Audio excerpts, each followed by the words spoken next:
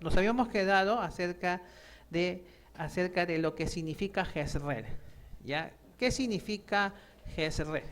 Muy bien, Jezreel en hebreo, como podemos ver aquí en el diccionario Strong, viene de la palabra en hebreo Yisrael, Yisrael, ¿ya? El cual significa Elohim sembrará, ¿ya? O Elohim siembra. Y aquí en el pasuk de Ochea que acabamos de leer, menciona los tiempos cuando nuestro Elohim Yahweh siembra, ¿ya? En este caso, su palabra, para tener una cosecha, ¿ya? Aquí menciona el trigo, menciona el vino y menciona el aceite. Muy bien, cada uno en realidad deben ser cosechados en un tiempo, ¿verdad? El trigo, perdón, ¿en qué mes del año? En el tercer mes. ¿El vino en qué mes del año? Quinto mes. ¿Y el aceite en qué mes del año? En el séptimo mes. Muy bien. Joel, capítulo 3, verso 13 nos dice: echad la hoz, porque la mies ya está madura. Venid, descended, porque el lagar está lleno. Rebosan las uvas, porque mucha es la maldad de ellos. ¿Qué cosa es una hoz? Una hoz es un instrumento que sirve ¿para qué? Para cegar, para cosechar, ¿ya? A la hoz también se le conoce como segadora, ¿ya? ¿Por qué? Porque se usa para cosechar. ¿Cosechar qué cosa? La mies, ¿ya? Cuando, como dice acá, ¿no? La mies. Cuando se refiere a la mies, ¿a qué se está refiriendo? Se está refiriendo al cereal, ¿ya? Que en este caso vendría a ser el trigo. ¿Está bien? Pero también la escritura habla también de lagar. ¿Está bien? ¿Qué cosa es un lagar? ¿Ya? Un lagar es un recipiente donde se pisa o se prensa la uva para obtener el mosto o el jugo de uva que está destinado para la elaboración de ¿qué? De vino. ¿Está bien? Y esta vendimia de uva ya está relacionado, como lo podemos leer aquí, con la maldad del pueblo. ¿Ya? Aquí, como leemos en la escritura, cuando habla acerca de las uvas del lagar, ¿no? Que está lleno, ¿no? de uvas, es porque mucha es la maldad de ellos, ¿ya? O sea, está relacionando entonces esta cosecha de la uva, ¿no? con la maldad, ¿ya? que existe en el pueblo, ¿ya? de Yasharel. Vamos a entenderlo mejor, leyendo en Revelaciones, en el capítulo 14, verso 15. ¿Qué nos dice allí? Y del templo salió otro Malash, clamando a gran voz, al que estaba sentado sobre la nube: mete tu hoz y cosecha, porque la hora de cosechar ha llegado, pues la mies de la tierra está madura. Este pasaje presenta lo que se cumplirá en este tiempo de cosecha final que viene pronto. Aquí podemos ver entonces a un Malash, que según el libro de Revelaciones, en el capítulo 14, verso 14, es decir, en el verso anterior a este que acabamos de leer, nos dice: miré y he aquí una nube blanca, y sobre la nube uno sentado semejante al Ben Adán, que tenía en la cabeza una corona de oro y en la mano una hoz aguda. Ese Malash que nos dice el pasuk, que es semejante al Ben Adán, al hijo del hombre, y que tiene en su cabeza una corona de oro, por todas estas descripciones es fácil ver que ese Malash, ¿quién es? Yahshua, ¿verdad? Nuestro Melech. Y lo vemos aquí, lo están presentando con una hoz en su mano. ¿Está bien? Y esa hoz en su mano, ¿qué es lo que denota? ¿Denota qué cosa? Una cosecha. ¿Sí o no? Porque la hoz es ¿para qué? Para cosechar. ¿Está bien? Y efectivamente, ¿no? El anunciante, ¿qué es lo que le dice a nuestro Mashiach? Que la hora de ¿qué? ¿De qué dice acá? De cosechar. Ha llegado. Muy bien. Entonces, esto indica ¿qué cosa? Cuando dice hora, está indicando un tiempo. ¿Ya? Un tiempo en el cual nuestro Creador va a cosechar a su pueblo, ¿ya? O a los hijos de su pueblo. Según hemos visto en el libro del vaso de Abraham, ¿ya? Hemos visto que esa cosecha, ese tiempo de cosecha, ¿cuánto va a durar? ¿Cuánto? 6 años. ¿Ya? Ese tiempo de cosecha va a durar 6 años. Y este periodo de cosecha se iniciará desde el gran día de la liberación que nuestro Creador Yahweh Elohim efectuará con nosotros su pueblo Yasharel, donde Yahshua aparecerá, como dice ahí, como una nube, ¿ya? Que llenará, ¿qué cosa? La Ojel Moed, ¿ya? Así como lo hizo antes, ¿no? Por eso la profecía dice, he aquí una nube blanca, ¿ya? Miré y aquí una nube blanca, ¿sí? ¿Por qué? Porque anteriormente, como dice aquí en Shemot capítulo 40, verso 34, entonces una nube, dice, cubrió, ¿qué cosa? Dice el texto, ¿qué cosa cubrió una nube? Dice aquí, la tienda de reunión, que en hebreo es Ojel Moed. Y la presencia honorable de Yahweh llenó, ¿qué cosa? La tienda, ¿ven? Entonces, como vemos, ¿ya? La presencia honorable de nuestro Creador es como, ¿qué dice aquí? Como una nube luminosa, ¿ya? Así lo vemos en Matías capítulo 17, verso 5. Ahí nos dice que mientras él aún hablaba, dice, una nube luminosa los cubrió, ¿ya? Y aquí una voz desde la nube que decía, este es mi hijo Yadid, en quien tengo complacencia. A él oíd. ¿Está bien? Ya, entonces, como vemos aquí, ¿no? Esta es la presencia honorable de nuestro Creador, ¿no? La cual, como el texto dice aquí, como vemos en este pasuk que está en la Torá y el otro pasuk en el Brit Hadashah, esta presencia honorable de nuestro Creador es como ¿qué?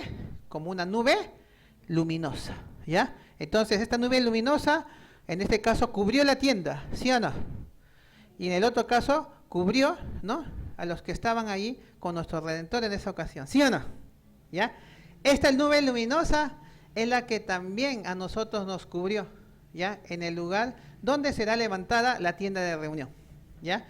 Justamente, ¿no? Este año, ¿qué pasó? No, este año, ¿no? 5.999, ¿ya? En el día de Shabbat, ¿ya? Que fue en realidad dentro de la fiesta solemne de Hamatzot, ¿ya? Es decir, de los panes sin levadura. ¿Se recuerda? ¿No? Ahí el video que grabamos, ¿no? De la nube luminosa que nos cubrió. ¿Se recuerdan ese video? Lo vamos a poner, ¿ya? Para ver ahí la presencia honorable de nuestro Creador.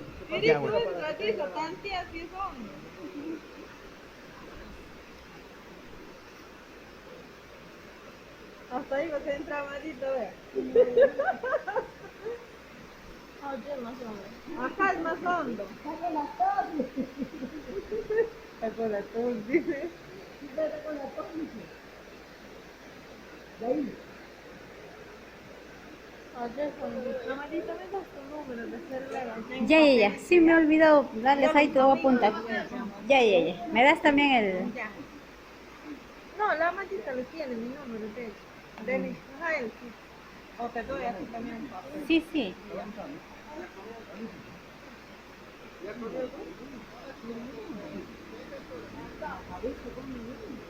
¿Te duele? Acá.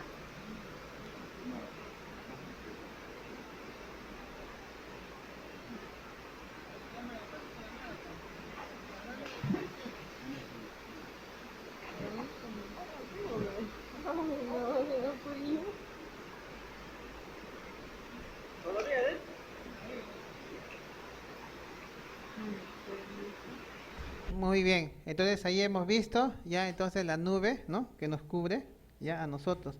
Esa es la presencia honorable de Yahweh, ya la que cubrió la tienda y también, ¿no? La que se manifestó, ¿no? Cuando nuestro Redentor allí no estaba con sus talmidim, ya. Entonces esa nube se manifestó en ese lugar, ya, y es porque en ese lugar se va a llenar, ¿qué cosa? La tienda de reunión, ya, que va a ser allí, ¿no? Entonces levantada. Muy bien, Yedirín. ¿Sí? Amén. ¿Ya? Muy bien, entonces, por eso es que nosotros no somos los que escogemos el lugar, ya es nuestro Creador, ¿ya? Y Él nos va mostrando, ya, mediante esas cosas que, bueno, nosotros no comprendemos, ¿no? Pero ya en su debido momento, ya, con su palabra, Él nos va mostrando, ¿no? Entonces, y ahí vamos entonces nosotros viendo. Bien, Revelaciones capítulo 14, versos del 17 al 19. ¿Ya? ¿Qué nos dice? Salió otro malach del templo que está en el Chamay, teniendo también una hoz aguda, y salió del altar otro malach que tenía poder sobre el fuego, y llamó a gran voz al que tenía la hoz aguda, diciendo, mete tu hoz aguda y vendimia los racimos de la tierra, porque sus uvas están maduras. Y el Malash arrojó su hoz en la tierra y vendimió la viña de la tierra y echó las uvas en el lagar, en el gran lagar de la ira de Yahweh.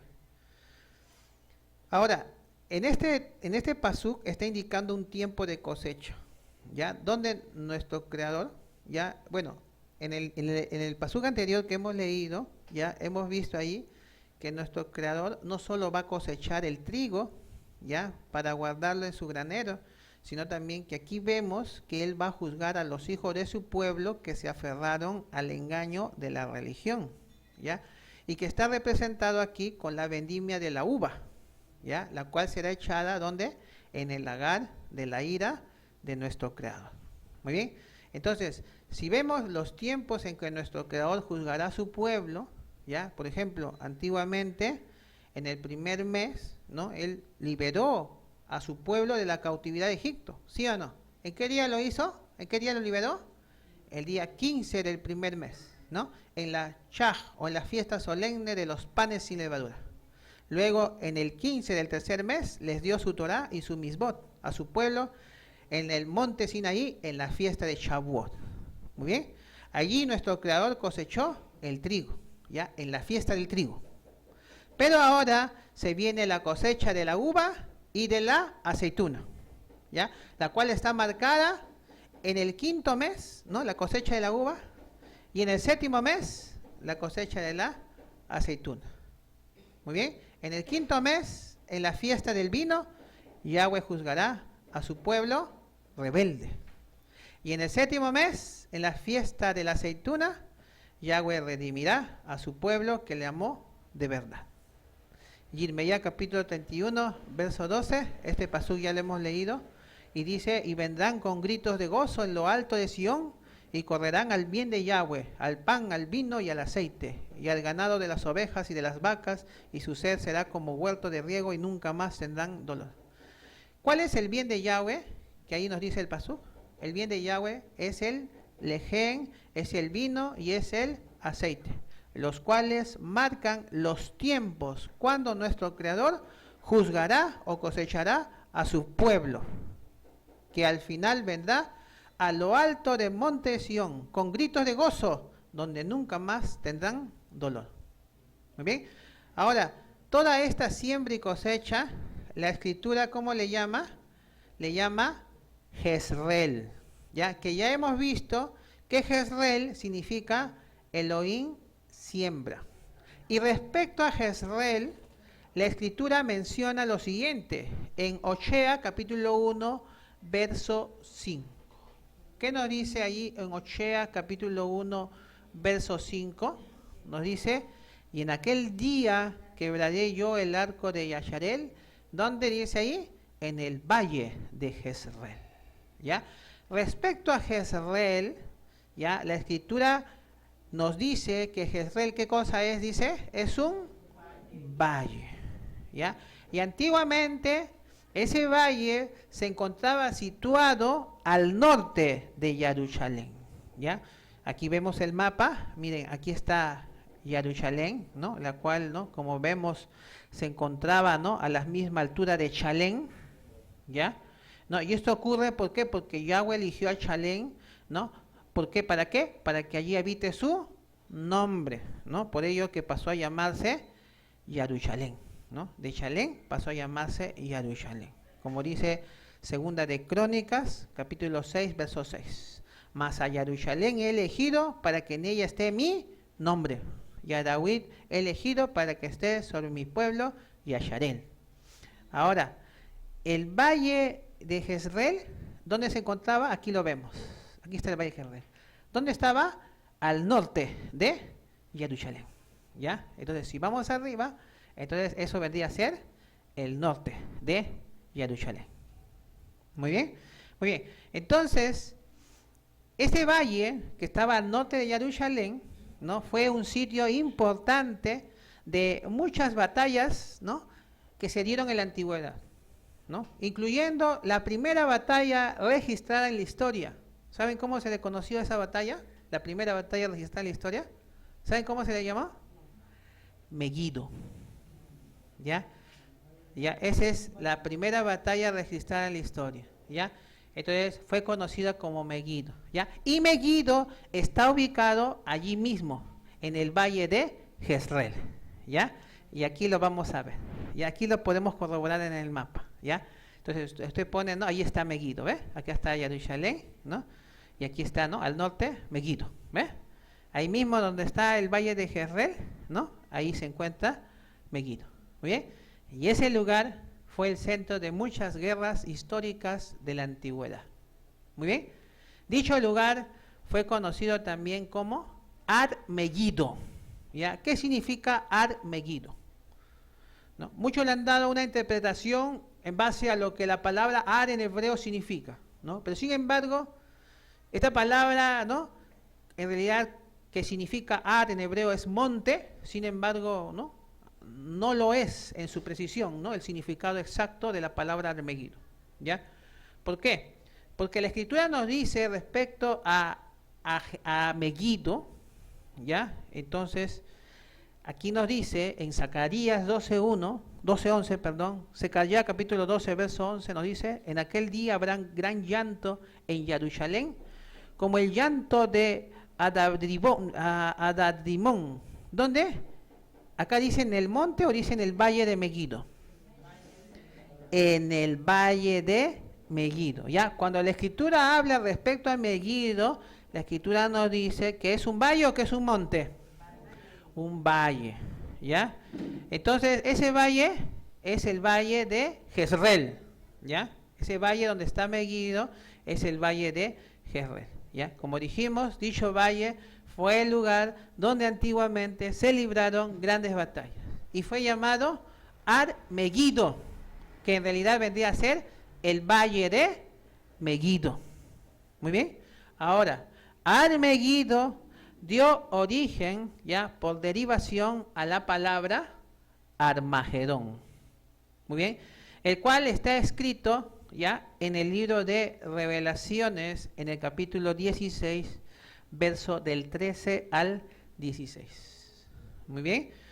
Entonces vamos a leer aquí el pasú, que nos dice: vi salir de la boca del dragón, de la boca de la bestia y de la boca del falso profeta 3 espíritus inmundos a manera de ranas, pues son el ruajín de demonios que hacen señales y van a los reyes de la tierra en todo el mundo para reunirlos a la batalla de aquel gran día de Yahweh el Todopoderoso. He aquí yo vengo pronto como ladrón, bienaventurado el que vela y guarda sus ropas, para que no ande desnudo y vean su vergüenza. Y los reunió en el lugar que en hebreo se llama Armagedón. Bien, entonces, como dice la Escritura, Armagedón en nuestros tiempos, ¿qué cosa es? Dice el pasú. ¿Qué dice acá? ¿Qué dice acá? El lugar. ¿Está bien? Es un lugar, ¿ya? Donde, ¿ya?, nuestro Creador reunirá a los hijos de su pueblo para reencontrarse con ellos. Y también será el lugar donde se juntarán o se reunirán la compañía de ejércitos de los gobiernos. ¿Para qué? Para eliminar a ese pueblo con el cual nuestro Creador va a cumplir las promesas de redención. Muy bien. Entonces, esto también nos hace ver, ya, que en ese valle, ya, entonces se librará, ¿qué cosa? Una gran batalla, ya, una batalla final, muy bien, entre el bien y el mal. Muy bien, entonces vamos a ir analizando dónde es que será ese lugar de Megiddo, ¿ya? Que es un valle, ¿está bien? Así como fue antes, ¿ya? Pero ahora en estos tiempos donde se va a desatar ahí, ¿qué cosa? ¿No? La guerra final, ya, entre el bien y el mal. Pero en ese valle nuestro Creador va a cumplir la promesa de reunir a su pueblo, pero también las fuerzas de maldad también van a reunir sus tropas también para rodear, ¿ya? Entonces allí, ¿no?, al Cordero, ¿no?, y a su pueblo, ¿no?, con el fin de eliminarlos. Muy bien. Nos vamos al hebreo, ya, para ver ahí el significado de la palabra Megiddo, ya, y que como vemos aquí, Megiddo en el Strong significa reencuentro. Muy bien. Entonces, si nos ponemos a analizar, ¿no?, la palabra, ¿no?, de donde proviene la palabra Armagedón, ¿no?, que es la palabra de Megiddo, entonces podemos ver que Megiddo significa reencuentro. ¿Y esto por qué? Porque nuestro Creador se reencontrará con su pueblo en ese lugar. ¿Dónde? En su tienda de reunión. Ahora, sin embargo, cuando vemos la correspondencia de la palabra Megiddo, aquí está el número 1410, 13, vamos a buscar 1413, y nos lleva aquí a esta palabra hebrea que aquí está escrito, que nos dice que es Gadat. Muy bien. ¿Qué significa Gadat? Ahí dice juntarse en compañía. ¿Ya? ¿Y por qué ocurre esto? Esto en realidad ocurre porque también en ese lugar, ¿no?, donde Yahweh se reencontrará con su pueblo, en ese lugar también se juntará una compañía de ¿qué? De ejércitos, de los gobiernos. ¿Para qué? Para eliminar a ese pueblo, con el cual nuestro Creador cumplirá sus promesas de redención. Muy bien. Ahora la pregunta, ¿no?, entonces, ya que surge es, ¿dónde será ese lugar donde nuestro Creador reunirá a su pueblo para cumplir sus promesas de redención? ¿Dónde será? ¿Y dónde también se reunirán los ejércitos de los gobiernos para eliminar a dicho pueblo? ¿Ah? A ver, si nosotros entendemos, ¿no?, si en estos tiempos, ¿no?, así como antes, ¿no?, entonces nuestro Creador escogió allá, ¿no?, en el oriente a Jerusalén, ¿no?, para que allí habite su nombre, ¿no? Por eso que allá, ¿no?, entonces hizo que levantara, ¿no?, una tienda a su nombre. Si en estos tiempos ya nuestro Creador Yahweh ha escogido el Perú, ya, entonces para que aquí habite su nombre, ¿no? La capital del Perú, ¿cuál es? Lima. Ya, muy bien, entonces vamos a ver, aquí está Lima, ahí está, Lima. Muy bien, la capital del Perú. Muy bien. Y es aquí en Lima, ¿no?, el lugar donde el mensaje del nombre de Yahweh está siendo proclamado, ¿no? Como antiguamente, ¿no?, Jerusalén fue la capital de Yasharel. ¿Está bien? Muy bien. Al norte de Jerusalén estaba, ¿qué cosa? El valle de Jezreel, ¿verdad? Donde estaba el valle de Megiddo, ¿verdad? ¿Está bien? Muy bien. Entonces, al norte de Lima, entonces, también se encontrará, entonces, ¿qué cosa? El lugar, ¿no?, del valle, ¿no?, donde Yahweh ahí levantará, ¿qué cosa? Su Helmuet. Muy bien, entonces vamos a poner, a ver, ahí está, el norte. ¿Qué nos da? ¿A dónde nos lleva? De Lima al norte. ¿A qué lugar nos lleva? ¿Ah? San Martín. ¿Ya? Les pregunto, ¿es ahí donde se va a levantar los Helmuet o no? Efectivamente, ¿ya? Entonces las cosas no se dan, o sea, porque a uno se le ocurre, ¿no? Es Yahweh quien va guiando, ¿no?, nuestros pasos, ¿no?, para cumplir las profecías tal como antes, ¿no?, así las cumplió. Muy bien. Como vemos, la tienda de reunión, ¿no?, va a ser entonces levantado en este lugar, ¿ya?, y justamente ubicado, ¿no?, al frente de un monte, ¿no?, que se llama el Monte de los Olivos, ¿ya? Y al oriente del Monte de los Olivos, ¿qué vemos? Un valle. ¿Sí o no? Cuando sube el monte, ¿qué ve al frente? Un valle. Muy bien. Ya. ¿Cómo le llama la escritura a ese valle? ¿Ah? ¿Ese valle cómo le llama? No. Joel 3.2. Joel 3.2. ¿Cómo le llama ese valle? Joel 3.2, ¿qué dice? Reuniré a todas las naciones y los haré descender. ¿A dónde? Al valle de Josafat, ¿no? Allí, dice, entraré en juicio, dice, ¿no?, con ellas a causa de mi pueblo, de Yasharel mi heredad, a quien ellos se esparcieron entre las naciones y repartieron mi tierra. ¿Bien? Entonces, allí claramente la profecía nos está diciendo dónde es que nuestro Creador Yahweh juzgará a las naciones por motivo de su pueblo. Nos dice en el valle de Josafat. Muy bien. De manera que entonces ese valle, ¿no?, que está allí, ¿no?, en el Aujel Moed, ¿no?, viéndolo, ¿no?, desde el Monte de los Olivos, ¿no?, hacia el oriente, ese valle el Creador le llamó o le llama Josafat. ¿Y Josafat qué significa? Yahweh juzga. ¿Ya? Porque allí, como dice el Creador, ahí nuestro Creador se va a sentar, dice, ¿no? Dice, ¿no? ¿Para qué? Para juzgar a las naciones. Como ahorita lo vamos a leer. Entonces, si Yahweh va a reunir a todas las naciones en ese valle, es básicamente ¿para qué? Para juzgarlas, ¿ya? Por causa de su pueblo. Por eso Joel capítulo 3, verso 12 nos dice, despiértense las naciones y salgan al valle de Yehoshafat. ¿Por qué? Porque allí me sentaré para juzgar a todas las naciones de alrededor. ¿Muy bien? Entonces, ese valle donde Yahweh saldrá para juzgar a las naciones, ese valle será también el valle de la gran batalla final, ¿ya? Entre el bien y el mal. Y que la Escritura llama Armagedón. Muy bien. Entonces, de ser así, ese lugar será el lugar donde las agencias de maldad reunirán a sus ejércitos para venir en contra de la nueva Chalén que nuestro Redentor, el Cordero, Yahshua, está levantando hoy con nosotros, su pueblo, para manifestarse a nosotros, su pueblo disperso, Yasharel, en las naciones. Y que Yahweh Elohim reunirá en ese lugar. Y hasta ahora, solo hay un lugar en el mundo donde estamos viendo que nuestro Creador está cumpliendo sus promesas de restauración. Donde esto incluye la restauración de la tienda caída de David, o la tienda de reunión, donde Yahweh reunirá a su pueblo.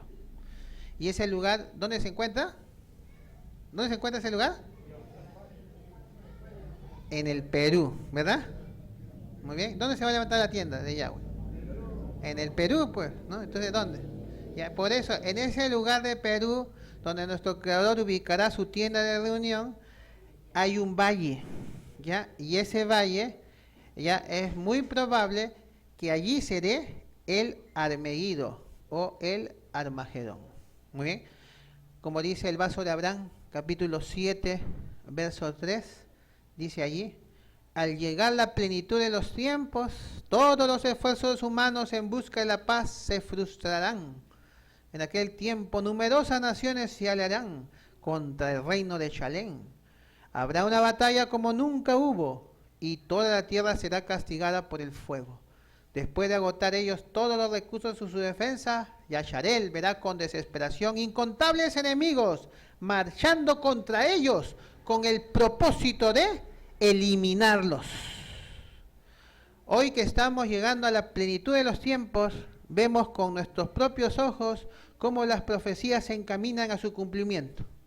Actualmente vemos cómo Estados Unidos está, ¿no? O ya promulgó, ¿no? Su plan de paz, ¿no? El cual aquí nos dice, la profecía se frustrará o fracasará. También estamos viendo cómo están queriendo promulgar un pacto global entre las naciones. Muy bien, y esto, todo esto, como dice ahí, es con el objetivo de venir, ¿contra qué dice ahí? Contra esta nueva Chalén, ya que Yahweh está levantando con nosotros. Muy bien, todo esto es ¿para qué? Todas estas cosas que ya estamos viendo, que se están encaminando en las cosas, ¿es para qué? Para que se dé lugar a ¿qué dice acá? A una, ¿qué dice acá? A una batalla, muy bien, como nunca hubo, ¿ya? Y que la Escritura llama a esa batalla el Armagedón, ¿ya? Donde toda la tierra dice, ¿no? Dice, no, toda la tierra dice, ¿no? Muchos dicen, esta guerra que no, a mí que me afecta. La profecía que dice, toda la tierra. Esto le va a afectar a toda la tierra. Va a ser castigada, dice, ¿por qué? Por el fuego de esta guerra final. Muy bien. Donde el pueblo de Yasharel verá, dice, ¿no?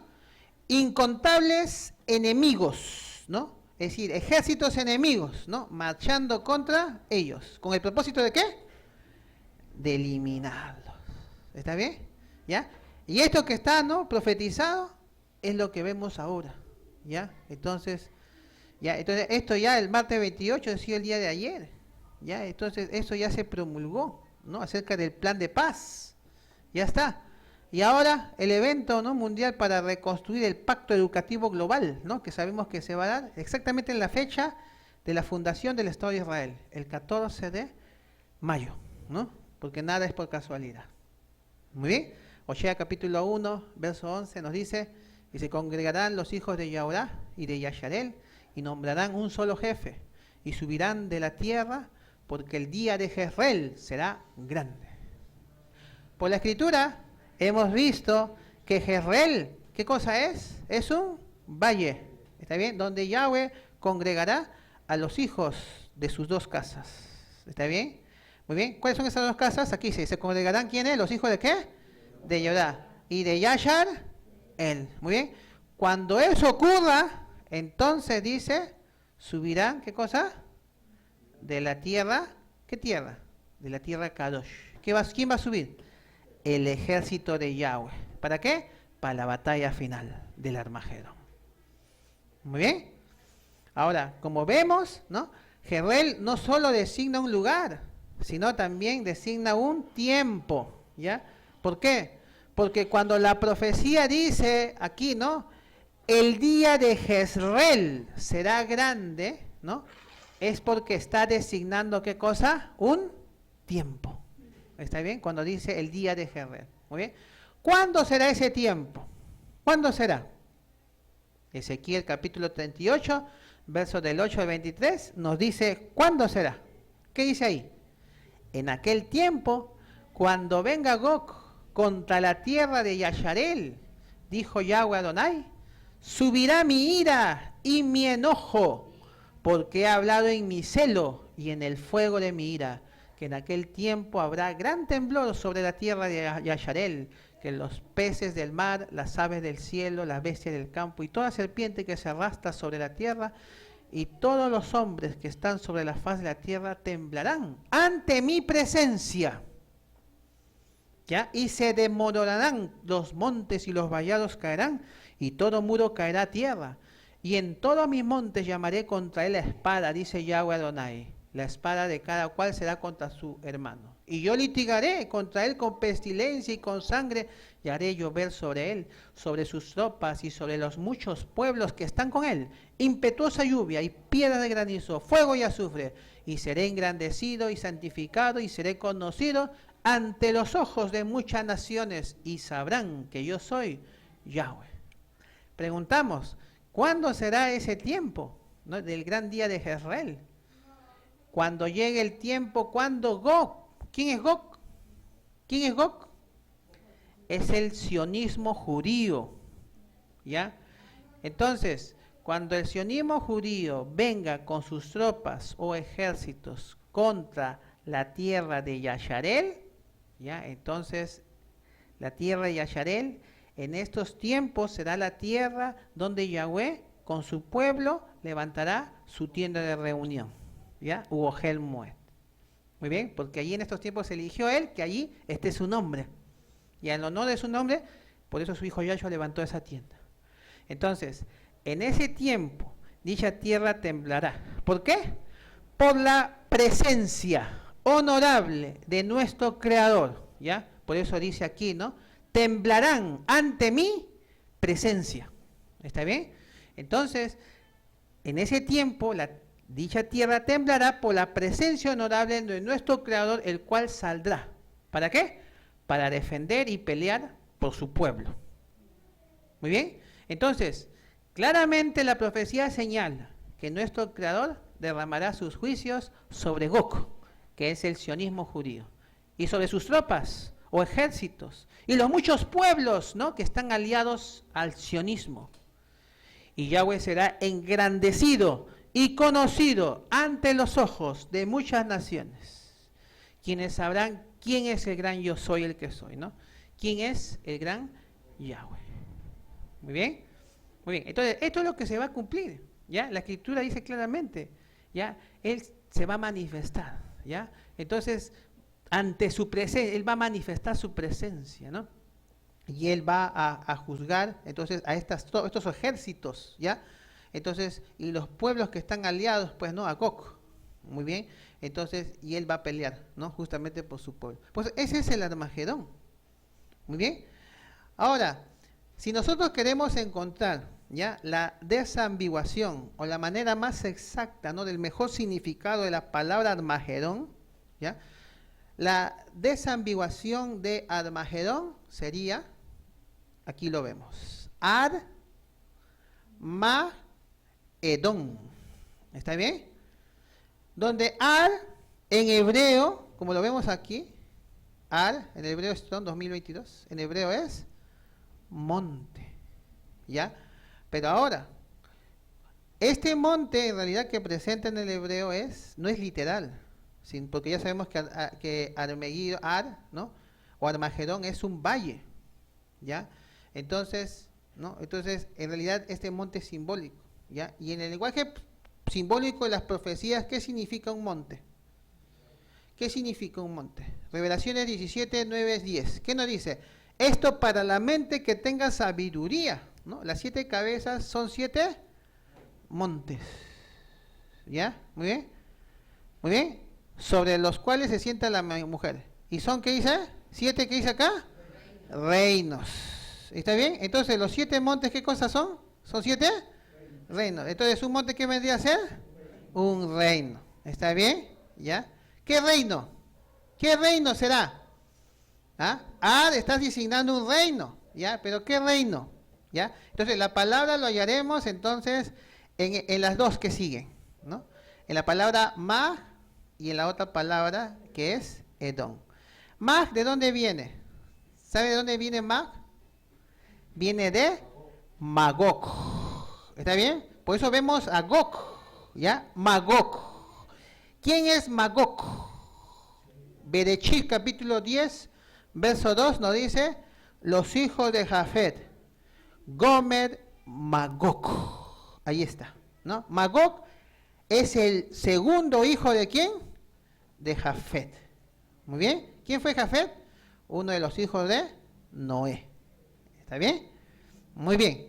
Entonces, por lo general, Magog suele ser mencionado, ¿no?, en conjunción con Gog, ¿ya? Y Gog es representado en la escritura como el soberano de Magog y sus hermanos, ¿no? Aquí leemos quiénes son sus hermanos, ¿no? Madai, Javán, Tubal, Mesec, Tirás, ¿no? Y en Ezequiel 38:2, ¿no?, leemos, ¿no?, hijo de hombre, pon tu rostro contra Gog, en tierra de Magog, príncipe soberano, de Mesec, ya aquí está Mesec, de Tubal, aquí está Tubal, ¿no?, y profetiza contra él, ¿ve? Entonces, aquí vemos entonces que Gog es el príncipe soberano de los hijos de Jafet, ¿ya?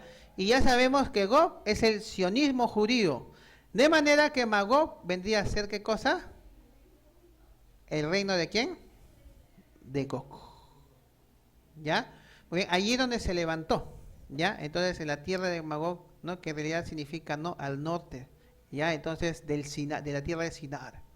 ¿Ya? Todos esos territorios que le correspondió a Jafet y su descendencia, ¿no? Y específicamente en el Cáucaso, en donde nacieron, ¿no?, los házaros, ¿ya?, con las cuales, ¿no?, Roma creó la religión del judaísmo. Muy bien. Ya, ahorita llegamos a eso.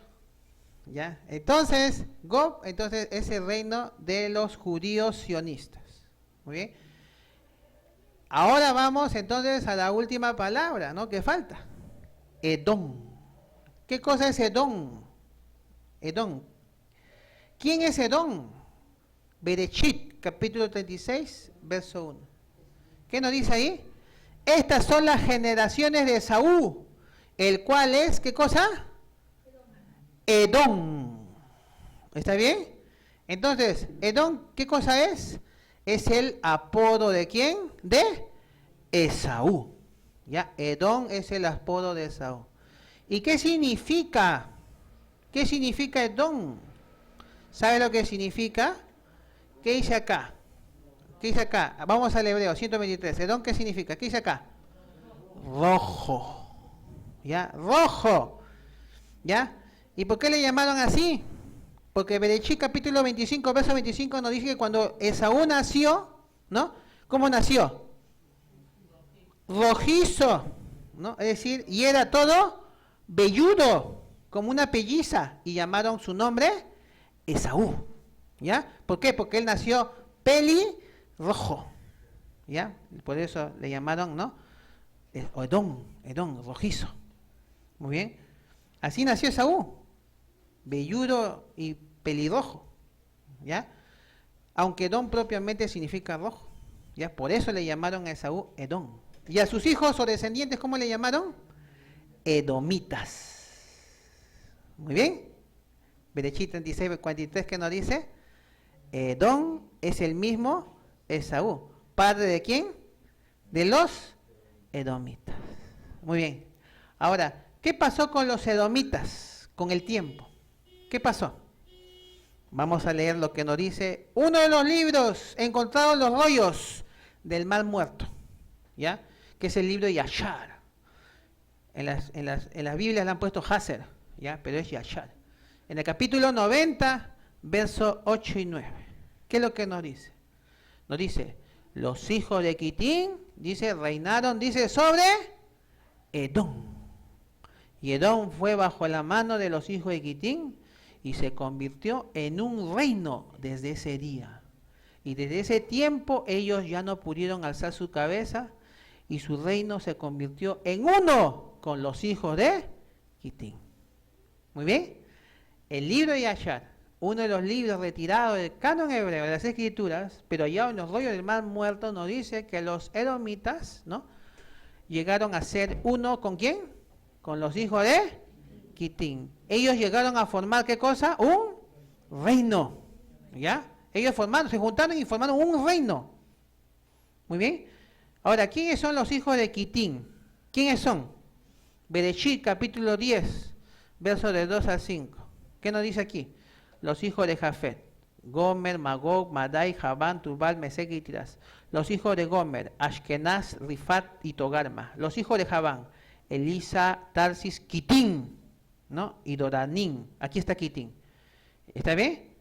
De estos se poblaron las costas, cada cual según su lengua, conforme a sus familias en sus naciones. Entonces, Quitín es uno de los hijos de Jafet, ¿ya? Es un nieto de Jafet, ¿ya? El hijo de Jafet, de Javán, su nieto, ¿no? de Jafet, ¿no? Por parte de Javán, del hijo, que fue hijo de Jafet. Muy bien. Entonces, como sabemos, Jafet y sus descendencias se fueron a habitar a toda la región del norte de Sinar, o Mesopotamia, ¿no? Que se encuentra ubicado actualmente en Irak, ¿ya? Y el texto nos dice que los hijos de Jafet poblaron, ¿qué cosa dice ahí? ¿Qué dice acá? Las costas. ¿Qué costas? Estas costas que están aquí, ¿ya? Las costas este es el mar Mediterráneo, ¿ya? Porque el mar Mediterráneo es el único que está, aquí vemos, aquí está Sinar, la tierra de Sinar, está al norte de Sinar, ¿ya? Al norte, como vemos, al norte de Sinar. Muy bien. Entonces, esta es la tierra de Sinar, ¿ya? Aquí en Mesopotamia, aquí está Irak, ¿ya? Y todo lo que está marcado aquí, ¿ya? Entonces vendrían a ser las costas, ¿no? Que están al norte de Sinar. Muy bien. Que como vemos, vendrían a ser las costas del mar Mediterráneo. Este es el mar Mediterráneo. Ahora, los hijos de Jafet poblaron estas costas. Muy bien. Pero lo que nos interesa saber ahora es ¿dónde habitaron los hijos de Quitín? ¿En qué parte de aquí habitaron ellos, los hijos de Quitín? ¿No? Porque con los edomitas ellos llegaron a formar un reino. Aquí llegaron a formar, nació ahí un reino. ¿Ya? ¿Dónde nos dice la escritura? Entonces vamos a leer Yashar, capítulo 10, verso 16. ¿Qué es lo que nos dice ahí? Ahí nos dice, y los hijos de Quitín, ¿quiénes son? Los Romín, que viven en el valle de Canopia, junto al río Tíber. Los Romín, ¿quiénes son?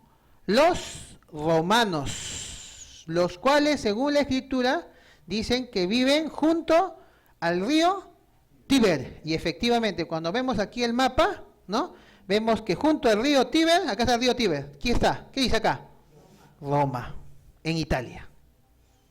¿Muy bien? Muy bien, como dice la escritura. Ahora, según el libro de Yashar, Esaú Edom se convirtió en un solo reino con los hijos de Quitín. ¿Ya?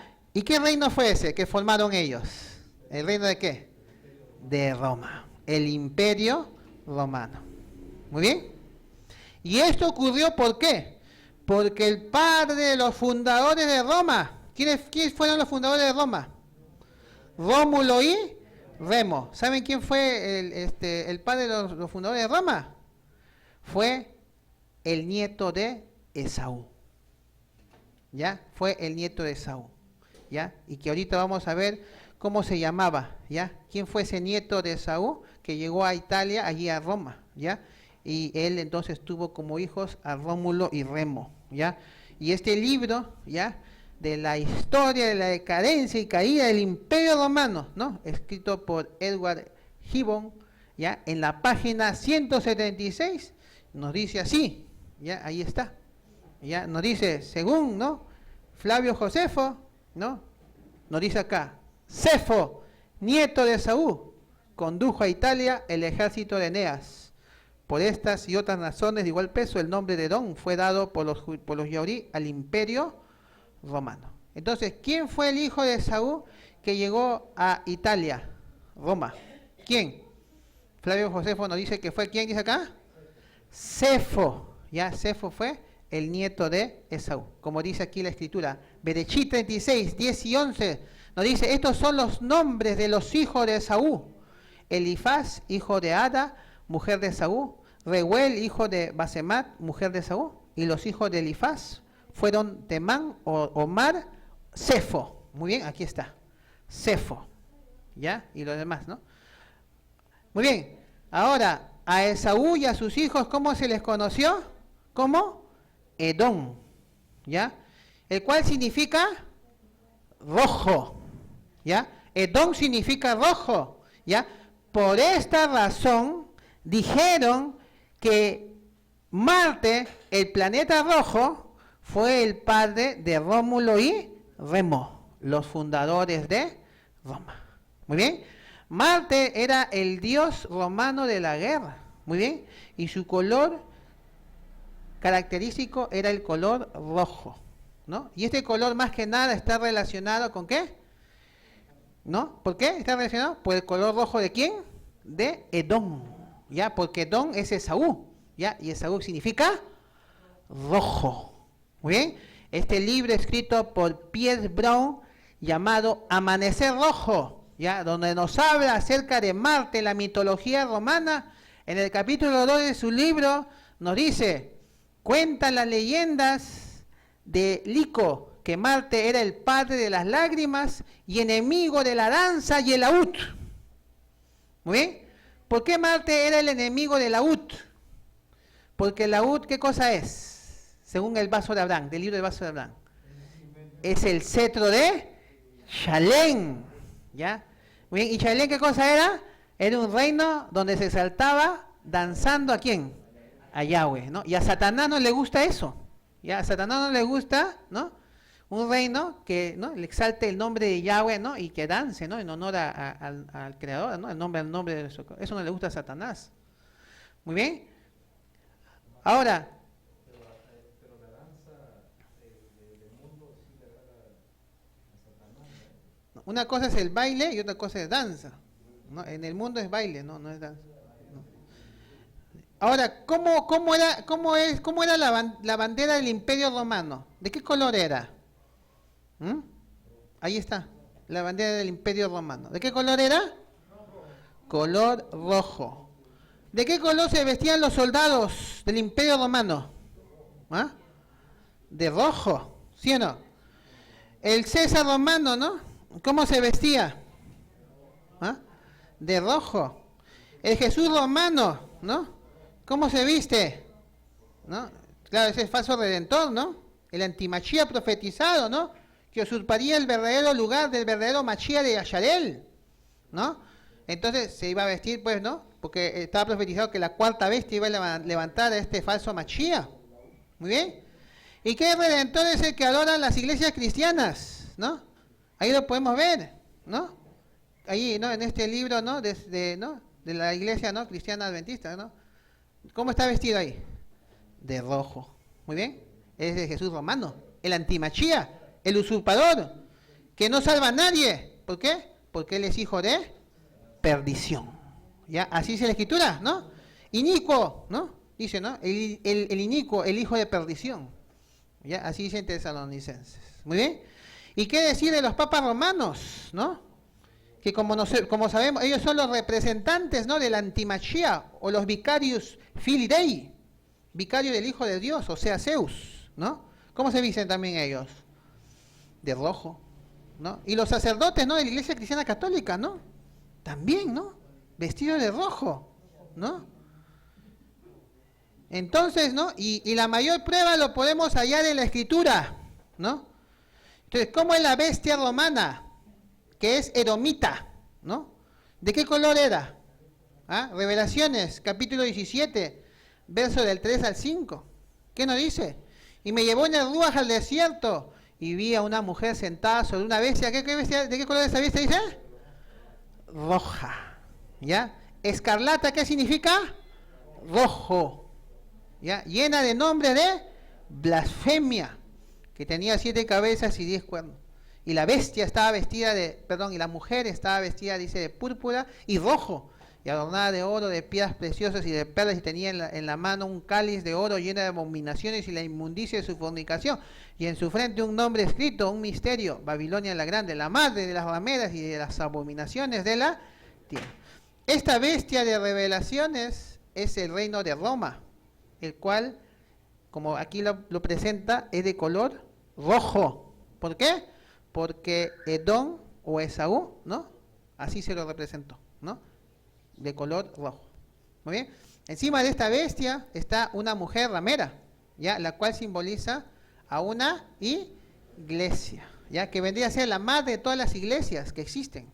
Muy bien. ¿Quién es esta iglesia? Es la iglesia que Roma levantó en los tiempos de Constantino y la hizo universal o católica. Muy bien. Y esa iglesia es la iglesia cristiana católica, la cual concibió otras iglesias hijas, ¿no? Como las iglesias cristianas protestantes, el islam, el judaísmo, el mesianismo, el hinduismo, el budismo, etcétera, etcétera, etcétera. ¿Muy bien? Entonces, estas iglesias también están vestidas de rojo, ¿no? ¿Por qué? Porque son edomitas, pero también están vestidas de color púrpura. El color púrpura es el color de la realeza. Y esto ocurre, ¿por qué? Porque esta iglesia ramera, ¿cómo se siente?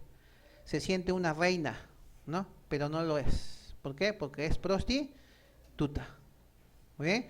Ahora, nuestro Redentor, ¿se va a casar con una prostituta o se va a casar con una mujer pura, virgen?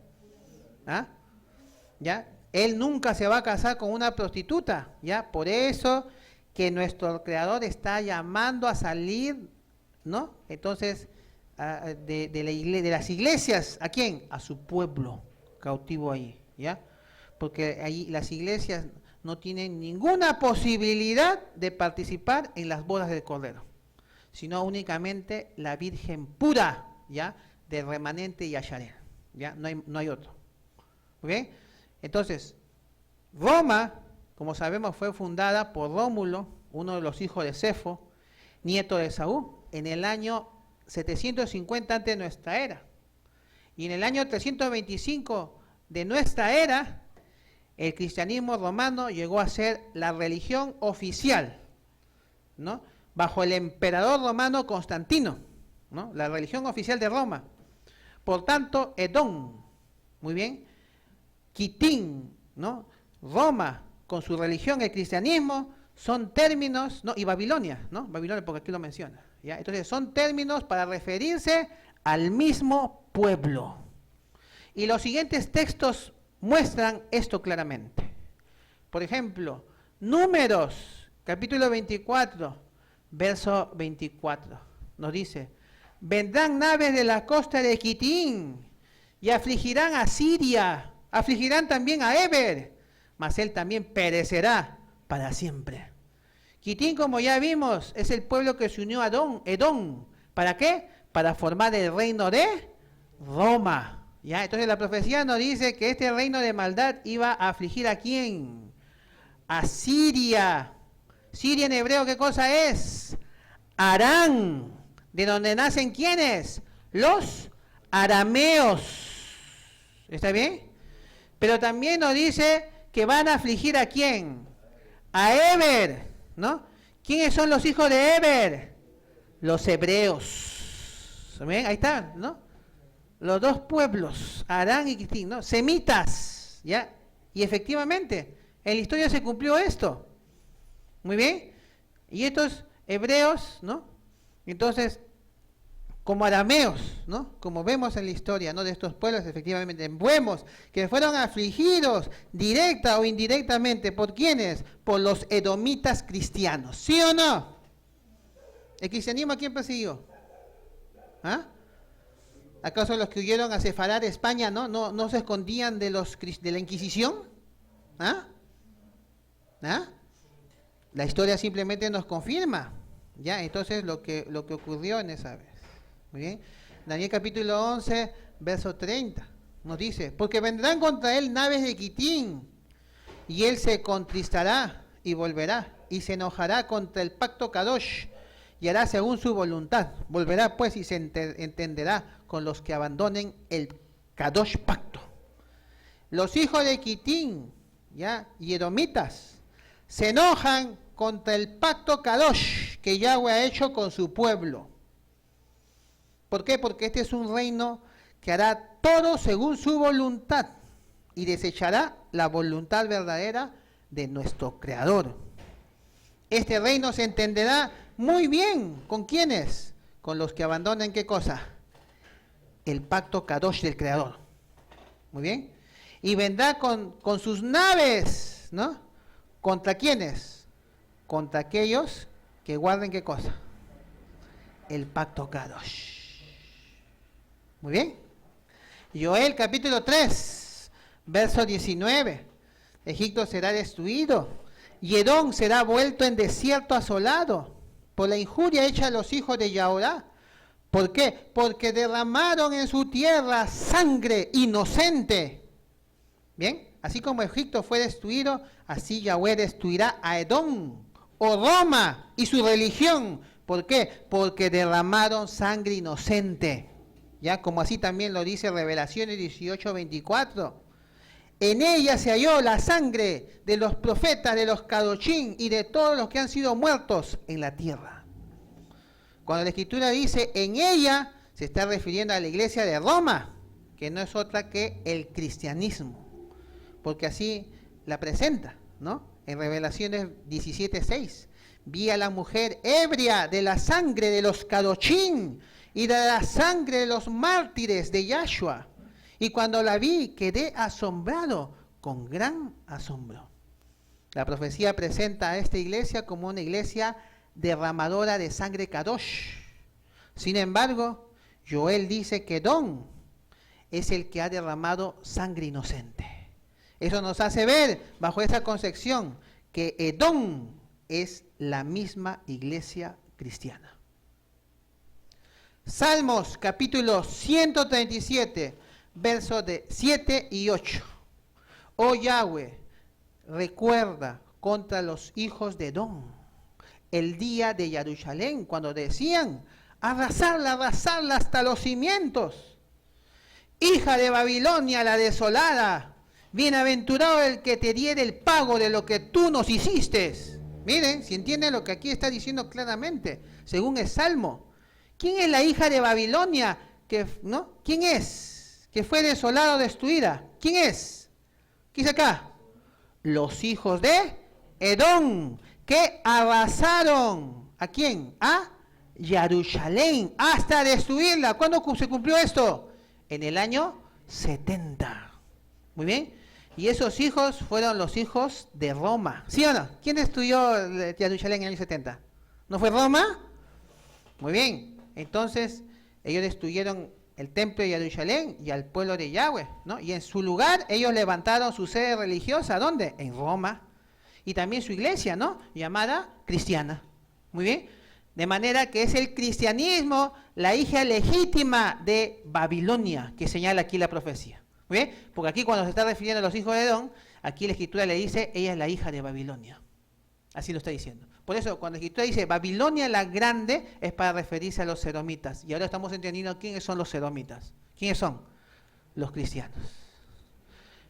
Este erudito Abarbanel, que vivió en estos años de 1436 a 1508, nos dice en su comentario sobre el libro de Abiyá lo siguiente: de esto se puede aprender que el profeta Abdías no profetizó solamente en contra de la tierra de Edom, la cual está en el vecindario de la tierra de Yasharel, sino también en contra del pueblo cuyas ramas tienen su origen de allí y están regadas por todo el mundo.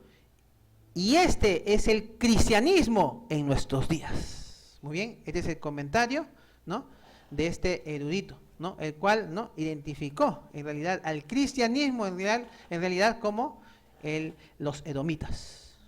Muy bien, por tanto, con toda esta información, entonces podemos llegar a la conclusión que Quitín y Edom son, ¿qué cosa? Son Roma.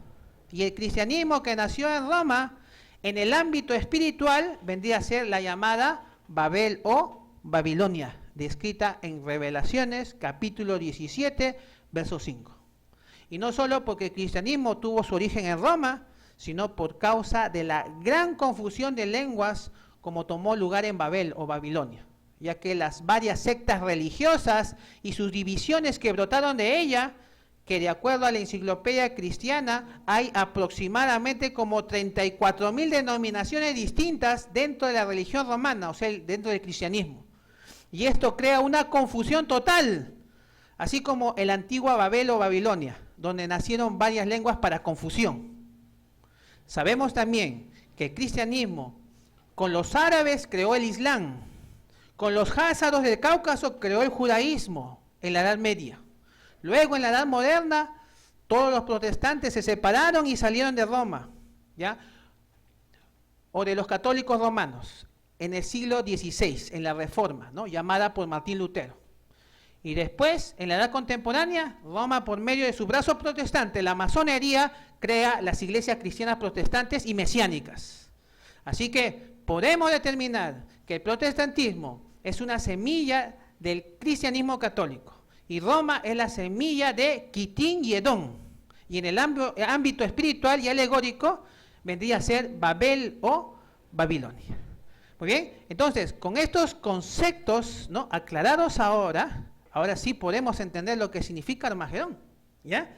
Entonces ya vimos, ese reino, pero ¿de quién? De Magog, ¿no?, que significa reino de Gog. Muy bien, pero también ese reino de ¿quién? De Edom. ¿Quiénes son los edomitas? Los hijos de Esaú, ¿sí o no? ¿No? Gog vendría a ser el judaísmo sionista y los edomitas vendrían a ser ¿qué cosa? Los cristianos. Entonces Armagedón será la batalla final que provocarán ¿quiénes?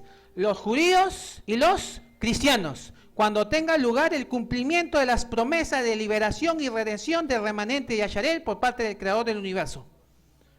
Y el lugar profetizado donde Yahweh reunirá a los hijos de su pueblo para salvarlos será también el lugar de reunión de los ejércitos de las naciones para una batalla contra el creador y su pueblo durante los últimos tiempos. Y aquí podemos ver el cumplimiento de la profecía del Armagedón, ¿sí o no? ¿No? O del reino de Gog y Edom, ¿sí o no? Porque por el lado izquierdo vemos aquí, ¿no?, a un judío, el primer ministro de Estado de Israel, ¿no? Entonces, Benjamín Netanyahu, ¿no?, representando al sionismo judío, o sea, Gog. Y al lado derecho vemos al presidente de Estados Unidos, Donald Trump, representando ¿a quién? Al cristianismo, es decir, a Edom. Ambos estrechándose la mano para esta guerra que provocarán. Y ambos, como pueden ver, con las corbatas ¿de qué color? Rojo, ¿no? Porque ese es el color característico ¿de quién? De los edomitas, ¿ya? O decir, de los hijos de Esaú. Ellos claramente lo dicen, ¿no? Juntos haremos historia, ¿no? Dice Netanyahu, ¿no? Antes de partir a Estados Unidos, ¿no?, para reunirse con Trump, ¿no? Y aquí, ¿no?, dijo también, ¿no?, aplicaremos la soberanía israelí conforme al plan de paz de Trump. Entonces ellos van a aplicar, ¿no?, todas estas cosas que están planeadas.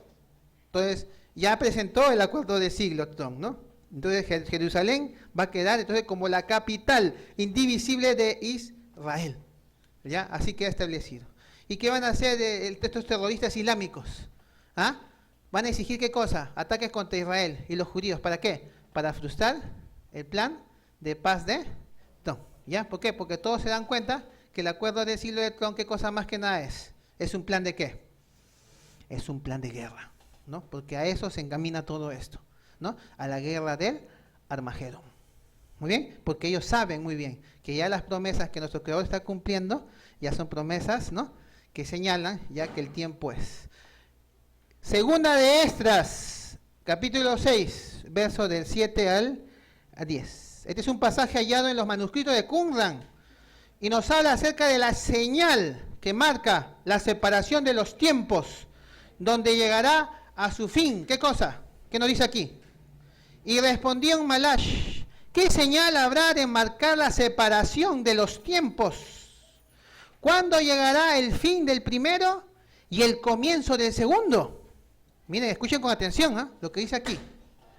Él me dijo: de Abraham a Isaac, cuando Jacob y Esaú nacieron de él, la mano de Jacob tomaba del talón de Esaú, es decir, de Edom. Porque Esaú, Edom, es el fin de la era, y Jacob es el comienzo de la que sigue. Porque el fin de un hombre es su talón, y el comienzo del otro hombre es su mano. Pero no me preguntes más esto. Muy bien. Entonces, aquí nos está diciendo el fin del primero. ¿Ya? Entonces, ¿a quién se refiere? ¿Al fin de qué? ¿Del pueblo de qué? De Edom. ¿Está bien? Es decir, de Quitín, de Roma, de Babilonia, de cristianismo, ¿no? Porque Babilonia sigue existiendo gracias al cristianismo. ¿Ya? Entonces, el cristianismo es un pueblo que no observa Torah de Yahweh, ¿no? U observa una Torah falsa, ¿no? Adora a un creador y redentor falsos. Muy bien. Entonces, todo esto va a llegar, está llegando a su fin, ¿ya? Y el comienzo del segundo es para referirse al comienzo del surgimiento ¿de qué? De Jacob. ¿Está bien? El cual se refiere a Yasharel, de las 12 tribus, ¿ya? Porque Yahweh llamó a Jacob, ¿cómo le llamó? Yasharel. Un pueblo que por Yahshua empezará a observar la verdadera Torah y que seguirá al verdadero creador y a su Mashiach. Ochea capítulo 3, verso 5 nos dice: después volverán los hijos de Yasharel y buscarán a Yahweh su Elohim y a David su Melech y temerán a Yahweh y a su bondad en el fin de los días. La profecía dice que los hijos de Yasharel volverán, dice, en el fin de los días. Y el año 1948, cuando se fundó el Estado de Israel, no es el fin de los días, ¿ya? Porque actualmente ya estamos en el año 2020. Ahora, si entendemos, ¿no?, que el año 2020 marca el año 6000 torático, entonces eso quiere decir que es en nuestros días cuando recién surgirá, ¿qué cosa? El verdadero pueblo de Yasharel. Muy bien, muy bien. Entonces, esta es una profecía muy interesante, ¿no? Porque definitivamente, y ellos son conscientes de eso, el cristianismo, ¿no?, Roma, todo eso, Babilonia, está llegando, ¿qué cosa? A su fin. Y al mismo tiempo está comenzando a surgir ahora un pueblo que Yahweh está levantando, ¿no? Y que en realidad es el pueblo que vendrían a ser de los hijos de Jacob, ¿ya? Porque los otros son hijos de Roma. Muy bien, muy bien. Y Lucas capítulo 21, verso 24 nos dice: y caerán a filo de espada y serán llevados cautivos a todas las naciones, y Jerusalén será hollada por los gentiles, hasta que los tiempos de los gentiles se cumplan, ¿ya? El verdadero pueblo de Yasharel fue el pueblo que fue llevado cautivo a todas las naciones, de manera que los hijos de Yasharel se encuentran dispersos en todas las naciones y cautivos en la Gran Babilonia. Muy bien. Jerusalén, como sabemos, fue hollada o destruida ¿por quiénes? ¿Quiénes fueron esos gentiles? Los romanos, ¿ya? ¿A quiénes la escritura cómo le llama a los romanos? Edom. Muy bien. Y hay un tiempo que se tiene que cumplir para los edomitas o cristianos. Muy bien. Entonces, eso significa que cuando el tiempo del cristianismo, es decir, de Edom, se cumpla, entonces viene ¿quién? Jacob, ¿ya? O la casa de Yasharel, quien es un observante de la Torah verdadera por Yahshua, ¿no? Que en su Ruach HaKodesh él va guiando a su pueblo hacia el conocimiento de la verdad.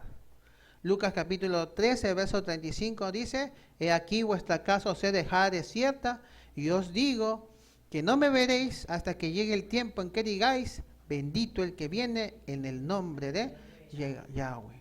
Como hoy, por Yahshua, estamos en realidad nosotros bendiciendo el nombre de Yahweh, es por eso que las promesas de restauración de los Bené Yasharel está teniendo cumplimiento hoy en día. Jacob toma del talón de Esaú como figura de como la casa Yasharel, ¿no? Con la Torá y el Mashiach Yahshua, están saliendo del cristianismo. Es por eso que aparentemente, ¿no?, la mayoría de todos aquellos que hoy han comenzado a observar la Torá, ¿no?, y tienen su confianza en Yahweh y en el Mashiach Yahshua, han salido del cristianismo porque así el Creador manda. En Revelaciones 18:4, ¿no? Ahí dice, salid de ella, pueblo mío. Estos que ahora están saliendo del cristianismo son los hijos legítimos de la casa de Jacob, los cuales agarrados del talón del cristianismo, es decir, de Edom, porque de ahí están saliendo. ¿Para qué? Para nacer y dar a luz. Y es por eso que también, aparte de la venida del Mashiach, ¿no?, los últimos días también se llaman, pues, ¿no? ¿Cómo se le llama también muchas veces? ¿Los días de qué? Estos tiempos antes de la venida del Mashiach, ¿cómo se llama? ¿Son días de qué? No, además de eso, ¿qué dice, no? Serán días de parto. ¿Sí o no? ¿No dice así muchas veces, no? ¿No dice son días de parto? ¿Por qué? ¿Por qué dice que en esos tiempos son días de parto? Porque van a ser ¿quién? El verdadero ¿qué? Pueblo de Yasharel. ¿Ya? Por eso dice dolor de parto, ¿no? Porque están haciendo ¿quién? Yasharel, el pueblo de Yasharel. Abdías, verso 21, nos dice, y subirán salvadores al monte de Sión. ¿Para qué? Para juzgar al monte de Esaú, y el reino será de Yahweh, ¿no? Para que el reino de Yahweh se establezca sobre la tierra, nuestro Creador hará subir a su monte Kadosh de Sión a todos los hijos de Yasharel, que llevan su nombre en su frente o mente. ¿Ya? ¿Para qué? Como dice aquí, para juzgar al monte de Esaú. Ya sabemos que monte simboliza también un reino, el reino de Esaú, que son los edomitas, ¿no?, los cuales se unieron, ¿no?, con los hijos de Quitín y formaron el reino de Roma. ¿Está bien? Y también formaron ese sistema político y religioso llamado la Gran Babilonia. ¿Ya? Entonces, este reino de maldad por muchos años ha gobernado el mundo con engaños, pero ya su tiempo está llegando a su fin, de manera que los hijos legítimos de Yasharel surgirán, y con ellos también su Elohim, el gran Yahweh.